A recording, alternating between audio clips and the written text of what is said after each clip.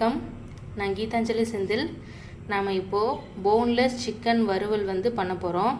அதுக்கு வந்து நம்ம சின்ன வெங்காயத்தை ஒரு 2 கைப்பிடி அளவுக்கு கட் பண்ணி எடுத்துருக்கோம். கொஞ்சம் கருவேப்பிலை எடுத்துருக்கோம், கொஞ்சம் தக்காளி எடுத்துருக்கோம், 2-3 சின்ன தக்காளி எடுத்துருக்கோம், கொஞ்சமாக இஞ்சி பூண்டு பேஸ்ட் வந்து எடுத்துருக்கோம், 1/2 கிலோ சிக்கன் எடுத்துருக்கோம். இதுக்கு கடைசியாக பேஸ்ட் ஆட் பண்ணுறதுக்கு கொஞ்சம் தேங்காய், ஒரு கொஞ்சம் 1/4 மூடி தேங்காய், ஒரு 4-5 முந்திரி பருப்பு, கொஞ்சம் ஜீரகம் இது எடுத்துருக்கோம். இது கூடவே நம்ம வந்து இப்போ வந்து சிக்கன் குழம்பு பண்ணும்போது ஒரு பேஸ்ட் வந்து ட்ரை பவுடர் பண்ணோம் இல்லைங்களா, அந்த பவுடரும் எடுத்துக்கலாம். அப்புறம் கொஞ்சம் மிளகாத்தூள், வீட்டில் அரைச்ச மிளகாத்தூள்னால அதில் மல்லியும் சேர்ந்துருக்கும். அதுக்கப்புறமா கொஞ்சம் மஞ்சள்தூள், இது மட்டும் போதும். வாங்க நம்ம சிக்கன் வறுவல் வந்து பண்ணலாம். நம்ம ஒரு பாத்திரத்தில் எண்ணெய் ஊற்றி வச்சுக்கிட்டோம். இதில் கடுகு போட்டு தாளிக்க போகிறோம். கடுகு கொஞ்சமாக பெருஞ்சீரகம் போட்டு தாளிச்சிருக்கோம். இதில் கருவேப்பிலை சேர்க்க போகிறோம். கருவேப்பிலை சேர்த்துருக்கோம். கூடையே நம்ம வந்து சின்ன வெங்காயத்தை போட்டு வதக்க போகிறோம்.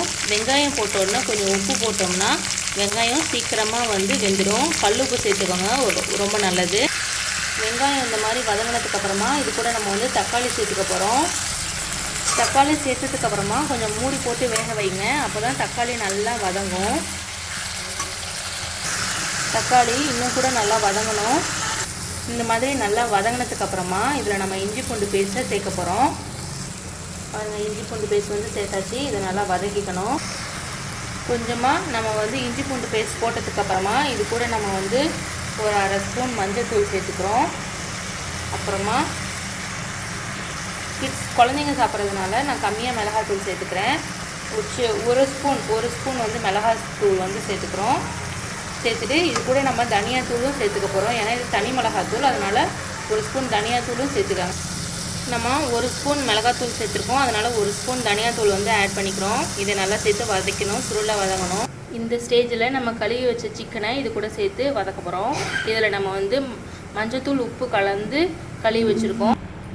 சேர்த்துட்டு இந்த மசாலாலாம் இந்த சிக்கனில் படுற மாதிரி நல்லா வந்து கிளறி விடணும். நல்லா எல்லா மசாலாவும் எல்லா சிக்கன்லேயும் படுற மாதிரி கிண்ணதுக்கப்புறமா இதில் மூடி போட்டு ஒரு சிம்மில் வச்சுட்டு ஒரு 5 நிமிஷம் வந்து நல்லா வேக விடணும். சிக்கனில் உள்ள தண்ணியிலேயே அது வந்து நல்லா வேகணும். அடுப்பு வந்து சிம்மில் தான் இருக்கணும். பாருங்கள், நம்ம எந்த தண்ணியுமே ஊற்றலை, ஆனாலும் அந்த சிக்கனில் உள்ள தண்ணியிலேயே நல்லா கொதிக்குது. ஒரு மூடி போட்டு ஒரு 5 நிமிஷமாக வேக விட்டு நடுவில் பார்த்துக்கங்க. பாருங்கள், இது நல்லா தண்ணி விட்டு நல்லா அதுவே கொதிக்குது. இந்த ஸ்டேஜில் நம்ம வறுத்து அரைச்சி வச்சு இல்லைங்களா பட்டை இதெல்லாம், அந்த பவுடரை வந்து ஒரு 1/2 ஸ்பூன் வந்து போடுறோம்.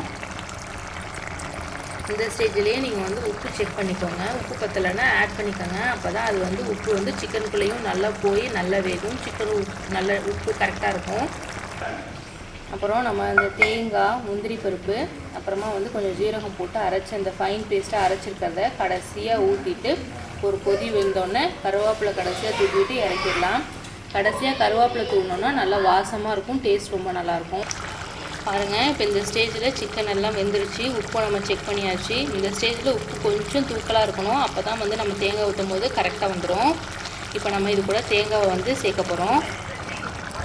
நம்ம இதில் தேங்காய் சேர்த்தாச்சு. தேங்காய் சேர்த்தோன்னே ஒரு கிண்டிட்டு கருவேப்பிலை போட்டுட்டு கொத்தமல்லி போட்டுட்டு இறக்கிடலாம். அவ்வளோதான், நமக்கு சிக்கன் வறுவல் ரெடி. பாருங்கள், இப்போ சிக்கன் குழம்பு ரெடி. இந்த ஸ்டேஜில் நம்ம கருவேப்பிலையை போட்டுடலாம். நிறைய கருவேப்பிலையை போட்டோம்னா வாசம் நல்லா இருக்கும், டேஸ்ட்டும் கொஞ்சம் நல்லா வரும். கருவேப்பிலையும் கொத்தமல்லியும் தூவினா நமக்கு தேவையான சிக்கன் வறுவல் வந்து ரெடி. நீங்கள் உங்கள் வீட்டில் ட்ரை பண்ணி பார்த்துட்டு எப்படி இருக்குன்னு கமெண்ட் பண்ணுங்கள். வீடியோ ஃபுல்லாக பார்த்ததுக்கு ரொம்ப நன்றி. Thanks for watching.